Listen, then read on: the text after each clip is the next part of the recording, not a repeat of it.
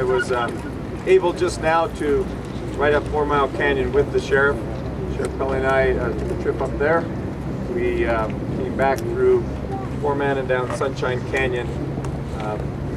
This is the message I would convey after having made this trip, had a conversation the entire time with the sheriff. It is important right now for people who have been evacuated to just be patient. This is a very volatile situation, it would be fair to say. There is a fire line. They're doing all they can to contain the fire line, but at the same time there's a fair number of embers that are also starting smaller fires, spot fires, and so it's difficult to say what homes are implicated, what are not.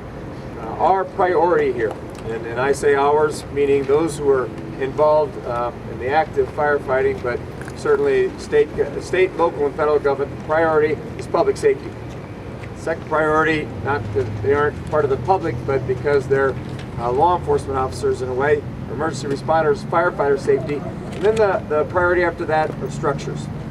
So for our purposes, the most important thing is to allow the firefighters to do their business, and that can only happen if they're not having to argue with people about re-evacuating or evacuating from their property.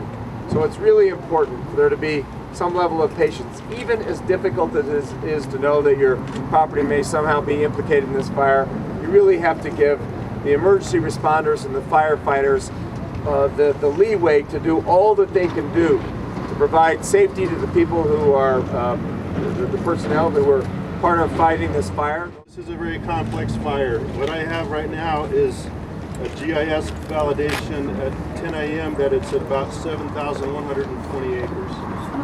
We've evacuated 70 subdivisions, over 1,000 people, and made 7,946 emergency notifications. Over 35 agencies are currently involved in fighting this fire. We have a tremendous amount of federal resources on order and en route.